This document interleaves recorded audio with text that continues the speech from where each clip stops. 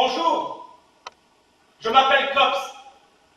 C'est la première fois que je viens à Londres. J'ai réservé une chambre. Tout à fait, monsieur Cox. La chambre est à votre disposition. Je vous souhaite un bon séjour.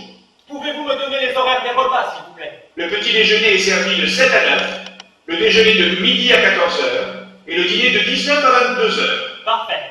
On peut avoir quelque chose pour le goûter? Sur commande, monsieur. Parfait. À 10 heures aussi? Pareil, sur commande. Même du chocolat chaud? Oui, monsieur. Et on se couche à quelle heure chez vous? À l'heure que vous voulez, monsieur. Vous êtes dans un hôtel? Même à minuit? Oui, monsieur. Même à 1 heure du matin? Bien sûr. Et on se lève à quelle heure? Pareil, monsieur. À l'heure que vous voulez. Personne ne vous réveille? Personne. Sauf si vous le demandez. Alors je peux me lever à midi si je veux? Oui, monsieur. Mais si je vais me coucher à 9 heures du soir, je demande pourquoi je traînerai au lit jusqu'à midi? C'est vous qui voyez, monsieur. Et puis ça me ferait louper le petit déjeuner. Vous pouvez le commander à midi si vous voulez. Quoi? Je ne suis pas obligé d'assister au petit déjeuner? Bien sûr que non. Super. Et comment ça se passe ici pour le brossage? À qui est-ce que je montre si je me suis bien brossé les dents? À personne. Ah bon? Alors comment vous faites pour contrôler? On ne contrôle pas, monsieur. Super. Je vois que chez vous on respecte la liberté individuelle. Est-ce qu'il y a quelqu'un qui contrôle si je me suis bien essuyé? Non, monsieur. Super. On s'éclate vraiment là. Ah, j'aurai une clé pour moi ou on m'enferme pendant la nuit? Vous aurez votre clé, monsieur.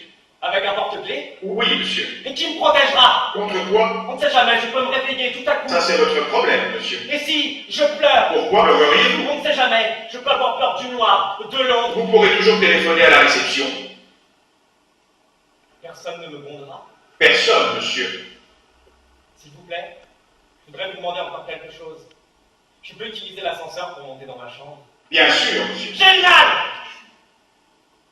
Alors maintenant, je monte et je fais directement mon bain. Ça vous va? À moi? Mais c'est comme vous voulez, monsieur.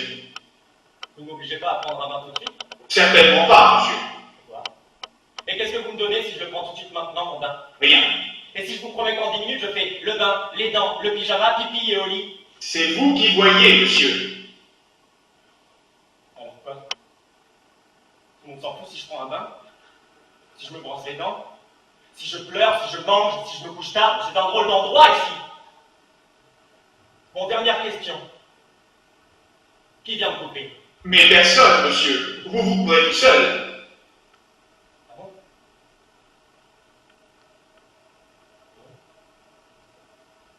Bah, bonne nuit. Un bisou. Non, mais ça va pas la tête.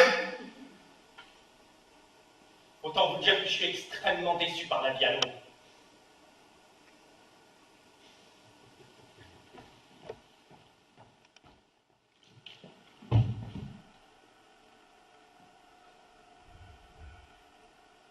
On a fait un voyage fabuleux. Vraiment fabuleux. En premier, on a visité l'Italie. Le temps était superbe. On a pu voir un tas de choses parce qu'on avait des guides géniaux qui se sont surpassés. Ils nous ont emmenés voir des églises. On a vu des églises à Rome, des églises à Florence, des églises à Venise. Je me demande bien où il n'y avait pas d'église. Une église et encore une église et encore une église. Une église avec un clocher, une église avec une tour, une autre avec 2 tours. Il y a de quoi devenir dingue tellement il y en avait des églises. Bon, ça va, on a compris le principe. Non, non, c'était parfait. Et partout, on a eu les guides les meilleurs. Vraiment, ils nous ont tout expliqué en long, en large et en travers. Chaque détail, chaque petite pierre, chaque grain de poussière. Il y a de quoi devenir dingue. Et pour aller d'un endroit à un autre, on a eu les cars les plus modernes, avec la climatisation, le chauffage, des sièges super confortables, et on a roulé, on en a vu des choses. Des paysages, encore des paysages, encore des paysages. Là, il y avait une maison toute ronde, là, une maison avec un clocher, là, un champ, là, une forêt, là, un village, et encore un village. Assez. Non, vraiment, on a eu le temps de voir plein de choses. Et c'était pareil en Suisse.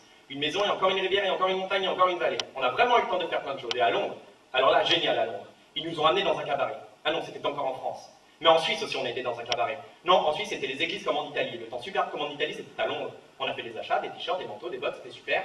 Et les hôtels avec petit déjeuner complet, mais ils ne donnent rien à leur petit déjeuner là-bas. Pas d'œufs, pas de salade, une tartine grillée avec de la confiture et encore une tartine grillée avec de la confiture. Un coup à la mûre, un coup à la prune. Combien de confitures on peut ingurgiter? Apportez-nous quelque chose d'autre, il y a de quoi devenir dingue. Mais c'était fabuleux, là, on perd la boule. Un vrai cauchemar. Ils nous ont gavés avec tout ce qu'ils ont vu. Sur ce plan-là, c'était au-delà de toute espérance. Mais ça, c'est parce qu'on était chercher les agences de voyage les plus chères et on était séduits par tout ce qu'ils proposaient. Et vraiment, ils nous ont donné pour notre argent. On a couru comme des fous, on est monté, on est descendu, on est descendu, on est monté, on n'a pas arrêté de regarder. Combien de heures quelqu'un peut regarder, Et ce cabaret à Londres, non, c'était encore en France. Mais après, ils nous ont emmenés dans un musée, après dans un autre et encore dans un autre. Bravo, ils ne nous ont rien épargné. Ils nous ont fait courir comme un troupeau de moutons, il y a de quoi devenir dingue. Et on était dans ce cabaret en France. Non, c'était encore en Suisse. Non, en Suisse, c'était les paysages. Ça, on en a vu des paysages et des musées et des églises. Ça me sort par les trous, les églises. En Suisse, il y avait un lac. Dedans, un musée. Dedans, une église. Ou le contraire. Dans l'église, il y avait un lac et au milieu, un musée. Dans le musée, une maison avec une vue superbe. Dedans, un cabaret. Dedans, une vache. Je ne me souviens plus. Je me souviens seulement que ça flottait. Je me souviens qu'il y avait un lac avec des bateaux et aussi un lac sans bateaux. Et le musée d'art africain, c'était à Londres. Franchement, j'ai besoin d'aller à Londres pour voir des Africains. J'ai rien compris. En Angleterre non plus, j'ai rien compris. D'ailleurs, j'ai rien compris de ce que les guides nous racontaient. Ils n'ont pas arrêté de parler, de tout expliquer en long, en large et en travers. Chaque détail, chaque petite pierre, chaque grain de poussière, il a de quoi devenir dingue.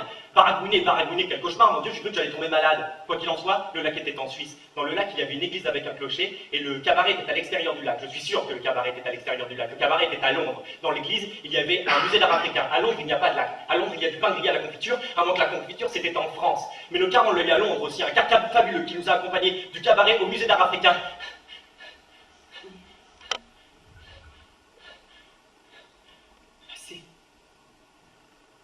Assez, il y a de quoi devenir dingue. Mais où est-ce que vous voulez encore nous traîner? On n'en peut plus. Monter, descendre. Profiter, toujours profiter. En Suisse, on a roulé au-dessus de la terre et en dessous de la terre. En France aussi, au-dessus, en dessous, à Londres aussi. Au-dessus, en dessous. J'avais jamais fait un voyage comme ça de ma vie. Plus jamais j'en ferai un. Jamais.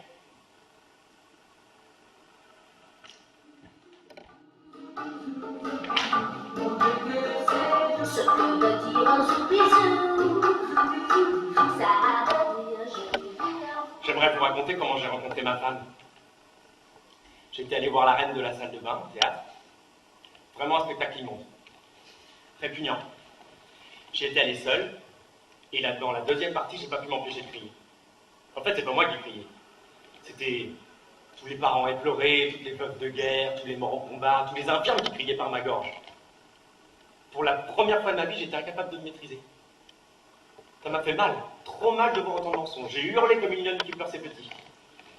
Il n'y avait pas un mot de vrai dans tout ce spectacle. Parce que notre existence, ici dans ce pays, c'est pas du caca et du pipi comme ils ont essayé de nous montrer sur scène. Il n'y a qu'un aveugle, une ordure pour transformer tout ce qui nous est le plus cher en pipi et en caca. Enfin, qu'un auteur de théâtre est une obsession, on peut comprendre. Qu'il en soit encore au stade du pipi-caca, c'est un problème, personne ne l'empêche de s'amuser chez lui, tout seul à la maison. Mais moi, en tant que public, je refuse de voir qu'on entasse sur la scène d'un théâtre subventionné avec mes sous, du pipi et du caca. Comme je viens de vous le dire, ça a commencé dans la deuxième partie. Et vers la fin, alors là, ça a dépassé les bornes. Il y en avait que pour le pipi et le caca. Pipi, caca, et encore pipi, caca, ça suffit. Je me souviens que je criais, et tout à coup, je me suis levé, je me suis jeté sur un micro et j'ai hurlé. C'est dégoûtant! C'est de la merde ce que vous me montrez là! Du pipi et du caca! Du pipi et du caca! Et alors j'ai entendu, comme dans un rêve, plein d'autres gens dans le public qui reprenaient avec moi. C'est de la merde, du pipi et du caca, du pipi et du caca. Et tout à coup, une petite bonne femme qui avait sauté sur la scène pour couper l'électricité m'a entendu au milieu de tout ce chahut. Et pendant que je criais « Pipi !», elle s'est retournée vers moi et a continué « Caca !». Ça, c'est la première fois qu'on se voyait. Après, le spectacle a été interrompu, mais nous, le public, on n'a pas voulu se calmer et on a continué de crier « Pipi, caca, pipi, caca !». Après qu'on a été évacués, on s'est tous regroupés devant l'entrée du théâtre. Mais nous, on n'a pas voulu se calmer et on a continué. Pipi, caca, pipi, caca. On a dû crier 3 ou 4 heures d'affilée tellement on était révoltés par cette merde. On s'est dispersé vers les 2 heures du matin. Et la petite bonne femme qui avait repris avec moi Pipi, caca, m'a raccompagné à la maison. Tout le chemin. J'étais encore tellement choqué que je marchais en murmurant, comme si je me refusais toujours à y croire. Du pipi et du caca. Du pipi et du caca. Quand on est arrivé en bas de chez moi, j'ai voulu lui dire au revoir. Elle m'a demandé si elle pouvait monter juste un instant, juste pour faire pipi. J'ai dit oui. Elle a aussi fait caca. Et quand elle est sortie, elle a déclaré « j'ai fait pipi et caca. Voilà. On est resté éveillés toute la nuit et c'est comme ça que j'ai rencontré ma femme.